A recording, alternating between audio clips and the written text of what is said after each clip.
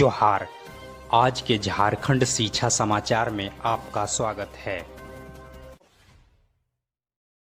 आज की पहली खबर के साथ झारखंड में दुर्गा पूजा के बाद मैट्रिक और इंटर के कंपार्टमेंटल परीक्षा होगी।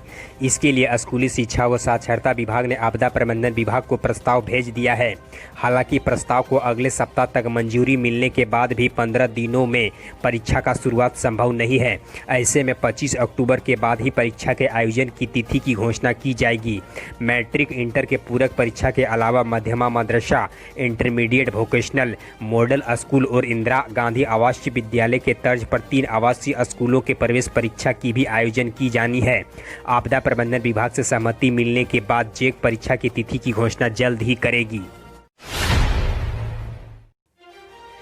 इधर राज्य के अनुसूचित जिलों के हाई स्कूल के शिक्षकों ने सुप्रीम कोर्ट पर एसएलपी दायर कर झारखंड हाईकोर्ट के लोजर बेंच के आदेश को चुनौती दी है। शिक्षकों ने हाईकोर्ट के 21 सितंबर को सोनी कुमारी और अन्य के मामले पर पारित आदेश को निरस्त करने की मांग की है। प्रार्थी सिमडेगा के सत्यजीत कुमार, खूंटी के नीरज कुमार साहू और दुमका के रूपेश कुमार ने उक्त एसएलपी दायर की है। हाईकोर्ट ने वर्ष 2016 में राज्य सरकार के द्वारा लागू नियोजन नीति को असंवैधानिक बताते हुए निरस्त कर दिया था। इसके साथ ही उस नीति के तहत राज्य के 13 अनुसूचित जिलों के हाई स्कूलों में नियुक्त शिक्षकों की नियुक्ति को भी रद्द कर दिया था। हालांकि हाईकोर्ट ने गैर अनुसूचित 11 जिलों में हुई नियुक्ति को बरकरार रखा था। इसके साथ ही जानकारी के लिए बता दें, हाईकोर्ट के आदेश से राज्य के अनुसूचित जिलों के हाई स्कूलों में कार्यरत लगभग 4500 शिक्षक प्रभावित हुए हैं। इधर केंद्र सरकार की ओर से कोरोना के व्यापक असर को देखते हुए स्कूल डेवलपमेंट फंड में कटौती कर दी गई है। अगस्त में केंद्र सरकार के प्रोजेक्ट अप्रूवल बोर्ड ने झारखंड राज्य के स्कूलों के डेवलपमेंट के लिए हर वित्तीय वर्ष की तरह मिलने वाली राशि में कटौती कर दी गई है।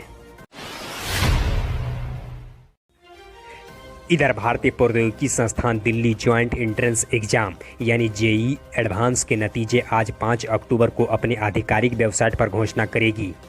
रिजल्ट जारी होने के बाद अभ्यर्थी जेईई के वेबसाइट jeeadb.ac.in पर अपने परीक्षा परिणाम को देख सकेंगे। इस साल जेईई एडवांस में कुल 1.6 लाख अभ्यर्थियों ने रजिस्ट्रेशन कराया था, जिसमें से कुल 96% छात्रों ने 27 सितंबर को देश भर के विभिन्न परीक्षा केंद्रों पर हुई परीक्षा में भाग भी लिया था। इस परीक्षा के आंसर की को भी जारी कर चुके हैं। इसके तहत अभ्यर्थियों को 1 अक्टूबर तक आपत्ति दर्ज कराने का समय दिया गया था। इधर सीबीएसई ने गांधी जयंती के मौके पर विद्यार्थियों के लिए ओरिएंटेशन कोर्स की शुरुआत की है। इसके तहत राज्य के हाई स्कूल के विद्यार्थियों को अब नॉन वायलेंस कम्युनिकेशन पर ओरिएंटेशन कोर्स कराया जाएगा। इसकी क्लास अलग सप्ताह में 3 दिन होगी। इस दौरान विद्यार्थियों को लोगों से बात करने के तौर तरीके, गांधी जी के सिद्धांत, नैतिक शिक्षा, विषम परिस्थितियों पर अपना आपा न खोकर स्थिति में रहने की कला आदि को सिखाई जाएगी। विद्यार्थियों के बीच कोर्स का संचालन स्मृति दर्शन समिति के ट्रेंड शिक्षकों के द्वारा कराई जाएगी। नॉन वायलेंस कम्युनिकेशन कोर्स को बच्चों के बीच संचालित करने के लिए राज्य के प्रत्येक स्कूल को रजिस्ट्रेशन कराना होगा। इससे संबंधित नोटिफिकेशन राज्य के स्कूलों को भेज दिया गया है। इधर झारखंड अधिविद्य परिषद रांची यानी जेक के द्वारा पिछले वर्ष ही अक्टूबर में तीसरी शिक्षक पात्रता परीक्षा यानी टेट की घोषणा विज्ञापन के जरिए किया गया था। इस परीक्षा में शामिल होने के लिए इच्छुक अभ्यर्थियों को जेक की वेबसाइट नियमित रूप से देखने के लिए अपील किया गया था, ताकि वे इसके लिए आवेदन कर सकें। उस समय से लेकर अब तक राज्य के हजारों अभ्यर्थी जेक के वेबसाइट लगातार देख रहे हैं, लेकिन 1 साल में भी इस परीक्षा की कोई प्रक्रिया शुरू नहीं की जा सकी है। इधर स्कूली शिक्षा व साक्षरता विभाग ने एक तो टेट की नियमावली बनाने में 3 साल लगा दिए थे। नियमावली बनने के बाद पिछले वर्ष 4 अक्टूबर को परीक्षा आयोजन की जाने की अनुशंसा जेक के द्वारा किया गया था। इस अनुशंसा के आलोक में जेक ने पिछले वर्ष अक्टूबर में इस परीक्षा की घोषणा करते हुए शीघ्र आवेदन मांगे जाने की बात भी कही गई थी, लेकिन अभी तक इसमें कोई प्रगति नहीं हो सकी है। इधर झारखंड यूनिवर्सिटी ऑफ टेक्नोलॉजी यानी JUT ने पॉलिटेक्निक फाइनल सेमेस्टर की परीक्षा की तिथि की घोषणा कर दी है। परीक्षा 15 अक्टूबर से होनी है, लेकिन यह ऑफलाइन होगी या ऑनलाइन यह स्पष्ट नहीं होने के कारण परीक्षार्थियों के बीच में असमंजस की स्थिति बनी हुई है। इस पर JUT के कुलपति डॉक्टर गोपाल पाठक ने स्थिति स्पष्ट करते हुए कहा कि कोविड-19 गाइडलाइन के अनुसार से सिर्फ ऑफलाइन मोड पर ही परीक्षा होगी। अधिकतर छात्रों ने भी ऑफलाइन मोड का ही चयन किया है, इसके लिए होम सेंटर नहीं होगा। वहीं कुछ परीक्षार्थियों का कहना है कि कोरोना संक्रमण को देखते हुए परीक्षा ऑनलाइन होनी चाहिए। इधर मेडिका में भर्ती कोरोना से संक्रमित राज्य के शिक्षा मंत्री श्री जगन्नाथ महतो की हालात पहले की तरह ही बनी हुई है। फिलहाल कोई सुधार नहीं देखा जा रहा है। रिम्स में नॉन इनोवेटिव वेंटिलेटर पर आए राज्य के शिक्षा मंत्री श्री जगन्नाथ महतो की स्थिति अब भी उसी तरह बनी हुई है।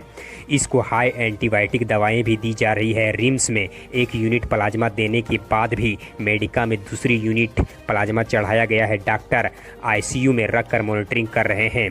डॉक्टरों की टीम रोजाना शिक्षा मंत्री की स्वास्थ्य पर क्रिस्टल केयर रख रहे हैं। विशेषज्ञ डॉक्टर विजय मिश्रा की देखरेख पर रिव्यू की जा रही है।